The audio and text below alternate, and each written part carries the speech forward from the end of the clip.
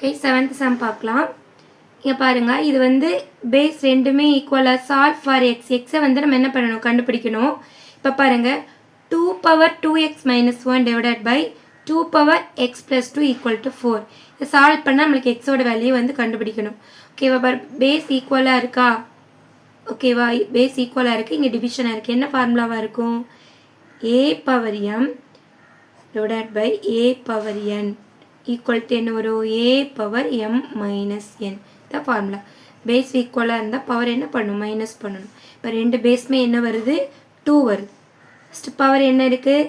2x minus 1. ஓகேவா? Next minus sign. n என்ன கீழே இருக்குது? X plus 2. எக்ஸ் கொடுத்துருக்குற அந்த 4 அப்படியே ரைட் பண்ணு. ஓகேவா? ஏன்னா இது வந்து பேஸ் ஈக்குவலாக இருக்குது. அதனால் டிவிஷன்னு பவரை மட்டும் நான் என்ன பண்ணியிருக்கேன்? ரெண்டு பேஸ் ஈக்குவலாக இருக்கிறதுக்கு ஒரு பேஸ் ரைட் பண்ணிவிட்டேன். பவரை மட்டும் நான் என்ன பண்ணியிருக்கேன்? மைனஸ் பண்ணியிருக்கேன். ஃபஸ்ட்டு எம் எழுதிட்டு மைனஸ் என்னுக்கு வந்து எக்ஸ் ப்ளஸ் 2 கொஸ்டின் இருக்கிறது அப்படியே ரைட் பண்ணிட்டேன். ஓகேவா? அப்போ நெக்ஸ்ட் ஸ்டெப்பு பாருங்கள். இங்கே 2, இங்கே ப்ராக்கெட் ரிமூவ் பண்ணிடலாம். அப்படின்னா 2x மைனஸ் 1 இருக்கும். இந்த மைனஸ் வந்து அப்படியே ப்ராக்கெட்குள்ளே போச்சுன்னா எப்படி ஆகும்? மைனஸ் எக்ஸ்னு ஆயிரும். உள்ளே இருக்கிற ப்ளஸ் வந்து மைனஸ் ஆயிரும். இந்த மைனஸ் உள்ளே போகிறப்ப இங்கே மைனஸ், இங்கே ப்ளஸ் இருக்கும். அப்புறம் minus into plus minus x, இங்கே மைனஸ் இன்ட்டு ப்ளஸ் மைனஸ் 2ன்னு ஆயிரும். ப்ராக்கெட் ரிமூவ் பண்ணுறப்ப இது அப்படியே எழுதிக்கிறோம். நெக்ஸ்ட் இது உள்ளே போகிறப்ப உள்ளே இருக்கிற சைன்லாம் சேஞ்ச் ஆகும். ப்ளஸ் இருக்கிறலாம் மைனஸ் ஆகும், மைனஸ் இருக்கிறலாம் ப்ளஸ் ஆகும். இப்போ மைனஸ் இங்கே ப்ளஸில் எக்ஸ் இருக்கிறது மைனஸ் எக்ஸ் ஆயிரும். இங்கே ப்ளஸ் 2வாக இருக்கிறது மைனஸ் 2 ஆயிரும். நெக்ஸ்ட் இதை வந்து எப்படி எழுதலாம்? 4 வந்து 2 2s are 4ன்னு எழுதலாம். அதனால் 2 பவர் 2ன்னு எழுதலாம். 4 எப்படி எழுதலாம்? 2 2s are 4ன்னு எழுதலாம். அப்படின்னா 2 வந்து 2 டைம் இருக்குன்னு அர்த்தம். இப்போ இங்கே 2 இருக்குது, இங்கே 2 இருக்குது. ரெண்டு சேமாக வந்துருச்சா? இப்போ என்ன பண்ணிக்கலாம்னா நம்ம இப்போ பாருங்கள், அந்த 2 பேஸ் அப்படியே எழுதிட்டேன். இங்கே ஃபஸ்ட்டு எக்ஸ் எல்லாம் நம்ம என்ன பண்ணிக்கலாம்? சால்வ் பண்ணிக்கலாம். இங்கே 2x இருக்குது, எக்ஸ் எல்லாம் பக்கத்தில் எழுதிக்கிறேன். 2x, இங்கே மைனஸ் எக்ஸு. இப்போ நம்பர்லாம் தனியாக எழுதிக்கிறேன். இப்போ 2x எழுதிட்டேன், அப்புறம் மைனஸ் எக்ஸ் எழுதிட்டேன், அப்புறம் நம்பரெல்லாம் மைனஸ் 1 மைனஸ் 2ன்னு எழுதிட்டேன். இப்போ இங்கே 2 பவர் 2. இப்போ நெக்ஸ்ட்டு பாருங்கள், 2 இங்கே 2x இருக்குது, இங்கே எதுவுமே இல்லைன்னா ஒரு எக்ஸ் இருக்குதுன்னு அர்த்தம். 2xல் ஒரு எக்ஸ் மைனஸ் பண்ண என்ன வரும்? ஒரே ஒரு எக்ஸ் தான் வருது. ஒன்று போடணுன்னு அவசியம் இல்லை. இப்போ ரெண்டுமே மைனஸாக இருந்தால் நான் ஆட் பண்ணிவிட்டு மைனஸ் சைன் போடணும்னு சொல்லியிருக்கேன்னா, ரெண்டுமே மைனஸ் இருக்குது. ஆட் பண்ண என்ன வருது? 3. சேம் சைன் போடணும். ஸோ மைனஸ் 3 வரும். நெக்ஸ்ட்டு 2 பவர் 2 அப்படியே எழுதிக்கோங்க. இங்கே பேஸ் ஈக்குவலாக இருக்கனால நீங்கள் பவரை மட்டும் எடுத்துக்கலாம். ஆனால் எக்ஸோட வேல்யூ தானே கண்டுபிடிக்கணும். அப்புறம் பவரை மட்டும் எடுத்துக்கோங்க. எக்ஸ் மைனஸ் 3 ஈக்குவல் டு இந்த பவர் இருக்கிற 2. எக்ஸோட வேல்யூ தான் நம்ம கண்டுபிடிக்கணும். அதனால் என்ன பண்ணணும்? எக்ஸை மட்டும் இந்த சைடு வச்சுக்கணும். ஈக்குவல் இருக்கிற இந்த 2வை சேஞ்சே பண்ணக்கூடாது, அப்படியே வச்சுக்கோங்க. இந்த மைனஸ் 3 ஈக்குவல்ட்டுக்கு அந்த பக்கம் வந்தால் ப்ளஸ் 3 ஆயிரும். ஸோ ஓகே, இப்போ ஆன்சர் என்ன வரும்? 2 + 3 5. இப்போ எக்ஸோட வேல்யூ என்ன வரும்? எக்ஸோட வேல்யூ 5. அவ்வளோதான் இந்த சம். ஓகே, இப்போ 7th செகண்ட் சம் பாருங்கள். அதே மாதிரி தான் மேலே பாருங்கள், பேஸ் எல்லாமே 5ஆக இருக்குது. ஓகேவா? அப்போ நான் பவர் என்ன பண்ணணும்? நம்ம ஆட் பண்ணணும். இப்போ இதுக்கு என்ன ஃபார்முலா?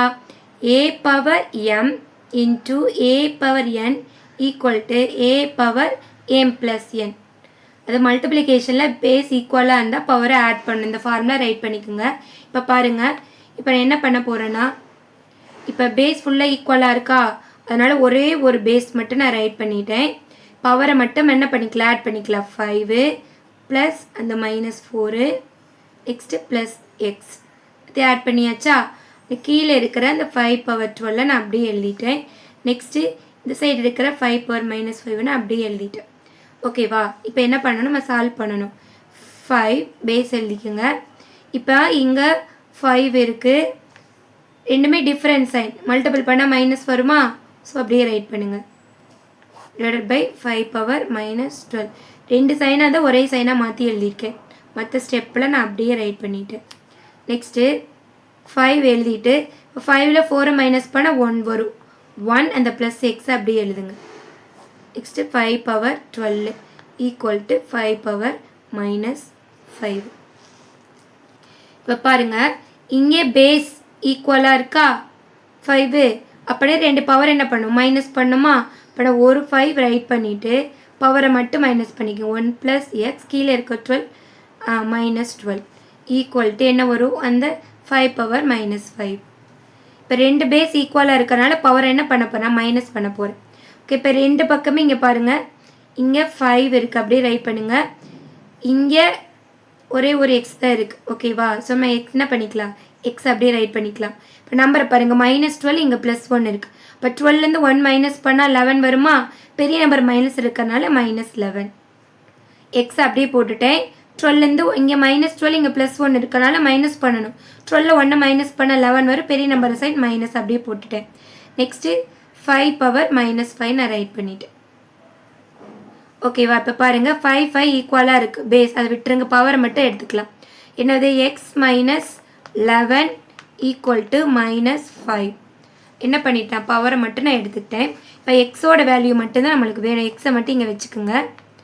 இந்த -5 அப்படியே வச்சுட்டு இங்கே -11 இந்த சைடு வந்து எப்படி ஆயிரும் +11 ஆயிருமா.